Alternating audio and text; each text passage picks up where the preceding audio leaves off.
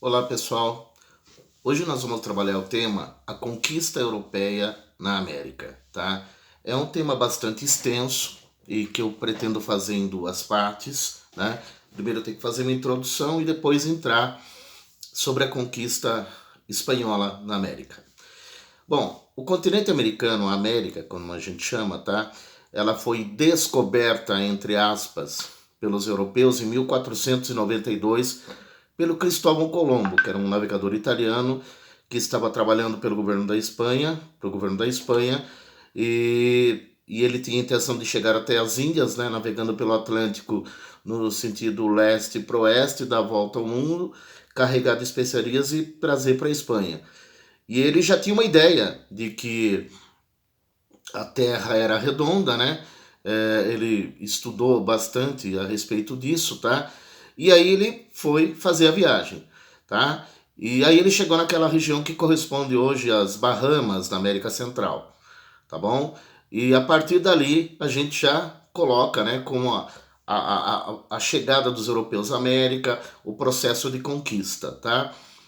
O tal de Cristóvão Colombo, ele, ele ele vai se tornar, né, um representante do governo espanhol naquela região, tá?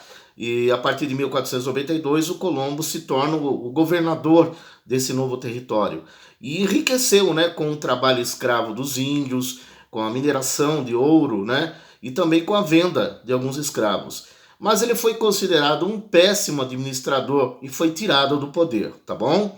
Bom, eu tenho que contar para vocês que logo depois, né, da chegada do Colombo em 1492, em 1494 quase aconteceu uma guerra entre Portugal e Espanha pela questão dos domínios, né, do Oceano Atlântico, tá? E das terras recém-descobertas. E isso foi resolvido através de um tratado, né, chamado Tratado de Tordesilhas, que determinou que determinou uma linha imaginária, né, que partiria a 370 léguas dos arquipélagos de Cabo Verde e Açores.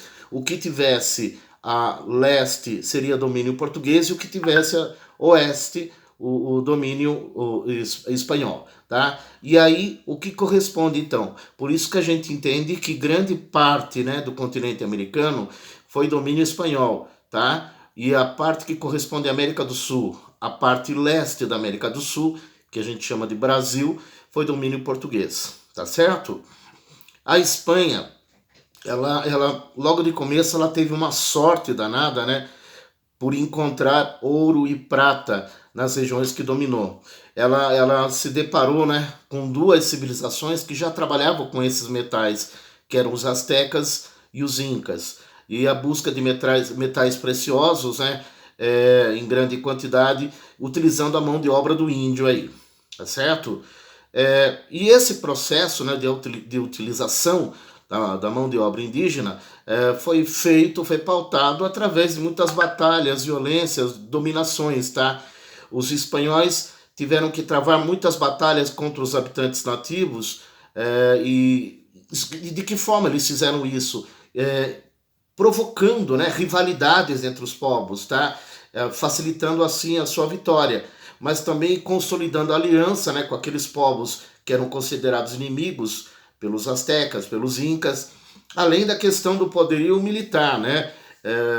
Armas de fogo, canhões e até a utilização de cavalos e, logicamente, o uso excessivo de violência, tá bom? Durante os primeiros anos, a ocupação europeia no continente americano se restringiu apenas às ilhas do Caribe. Um dos homens de confiança da coroa espanhola era um cara chamado Hernán Cortés. Ele chegou à América em 1504. Em menos de 2 décadas, ele se transformou em um dos maiores conquistadores, um dos mais ricos e poderosos do continente. Em 1532, partiu para da América Central uma expedição chefiada pelo militar espanhol Francisco Pizarro e tinha como objetivo conquistar o Império Inca. Levava, né, 180 soldados e mais cavalos e ele conquistou, né, esse povo o povo Inca que morava na região da Cordilheira dos Andes, né, e derrotou o Império Inca, né, composto aí de 100 mil guerreiros naquela época, né, através de todos aqueles métodos que a gente já verificou. Bom, a Espanha então começa a dominar o continente americano, e aí se você pegar, né, o mapa mundi e comparar, né, o tamanho da Espanha e o tamanho do território que ela dominou, agora você vai entender um pouco mais como a Espanha fez isso, tá? É, a coroa espanhola dividiu o território em vice-reinados e capitanias gerais, né? Os vice-reinados de Nova Espanha, de Nova Granada, do Peru e do Prata, e as capitanias gerais da Guatemala, Cuba, Venezuela e Chile. Como que era o funcionamento do sistema espanhol de colonização? Havia o Conselho das Índias, né, que era um órgão principal, né, de controle do continente americano, né, e com várias atribuições. Havia também as chamadas audiências, que eram tribunais de justiça, né, instalados aqui, e uma instituição do poder local chamado de cabildo. Aqui no Brasil foi chamado de câmaras municipais. Os cabildos, porque naquela época, né, na formação das cidades, não tinha prefeito. Então tinha uma câmara municipal e os homens mais ricos da cidade que dominavam, que administravam a cidade. Agora vamos tentar entender como é que era a sociedade colonial espanhola aqui, tá? Os espanhóis que vieram lá da Espanha para administrar as terras e controlar tudo aqui eram chamados de chapetones, espanhóis de nascimento, espanhóis natos, né, que detinham muitos privilégios, o poder local e tudo mais. Abaixo deles, né, os chapetones, existiam os crioulos. Quem eram os crioulos? Tá? Os crioulos eram filhos espanhóis, portanto eram brancos, só que nascidos na América. Eram considerados uma segunda classe, mas eles eram proprietários de terra, formavam uma aristocracia colonial. E depois vinha o restante da população, tá? Que eram os mestiços. O que era o mestiço? Era o filho do branco com a Índia, né? Os indígenas, a sua maioria, assassinados, dominados e assassinados, e também negros africanos, né? Africanos escravizados aqui. O trabalho dos índios, ele foi utilizado nas minas de ouro e de prata, tá bom? Então, isso quer dizer que a principal atividade econômica na América Espanhola era a mineração, utilizando a mão de obra indígena, utilizando de duas maneiras. Eles utilizavam a mão de obra indígena de duas maneiras: através da mita, que era uma instituição que já era utilizada, né, pelas civilizações aqui na América, tá? Que era o trabalho dos indígenas nas minas de ouro e prata. Eles ganhavam aí um mísero salário, né? Eles era selecionado um grupo de índios para trabalhar nas minas de ouro e de prata. Ganhavam um mísero salário, que na verdade era também meio escravidão, só que não poderia chamar de escravidão, tá? Porque eles estavam ganhando um salário. Então era uma forma de ludibriar, né, a Igreja Católica, que não aceitava escravizar o índio. E a encomenda era um outro sistema de trabalho que utilizava a mão de obra indígena, principalmente na agricultura, né? Dando aí em troca, né? O que eles recebiam em troca? A cultura do branco, a religião, a roupa, a língua do branco, recebiam basicamente isso. Agora eu gostaria de ler um texto para vocês, um pequeno texto, né, de um missionário espanhol que esteve morando aqui na América, né, nessa época da dominação espanhola, que era o Bartolomé de las Casas. Ele dizia mais ou menos assim, né? Seu lugar-tenente assassinou muitos índios, enforcando-os e queimando-os vivos, lançando outros aos cães, cortando-lhes as mãos, a cabeça, a língua, estando eles em paz, isto somente para lhes incutir o terror, a fim de que os servissem e lhe dessem ouro. Aqui já deu para você imaginar, segundo a fala desse religioso aí, a crueldade praticada pelos espanhóis para dominar os índios aí.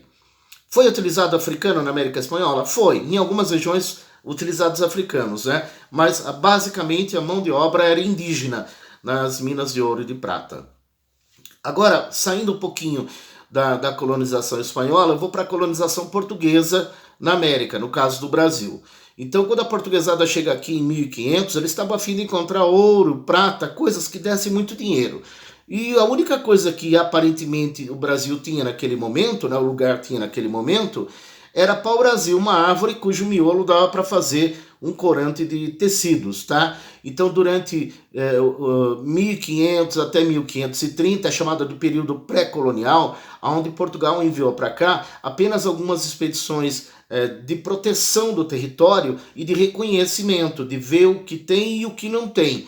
E aí eles começaram a explorar, desde lá do Rio Grande do Norte até mais ou menos Santa Catarina, a explorar o pau-brasil, tá? E de que forma? Eram poucos portugueses aí explorando o pau-brasil.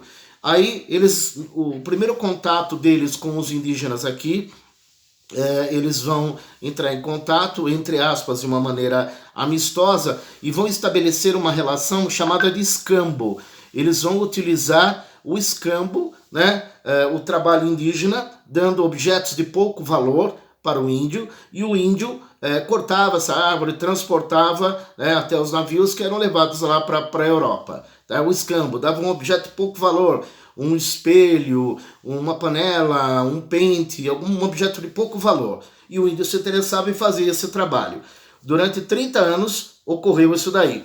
Mas eu quero dizer para vocês que nesse período de 30 anos, outras nações, né, como a França, por exemplo, tentou dominar, explorar o pau-brasil aqui também. Tanto que eles tinham até a intenção de montar uma colônia aqui, os franceses, tá bom?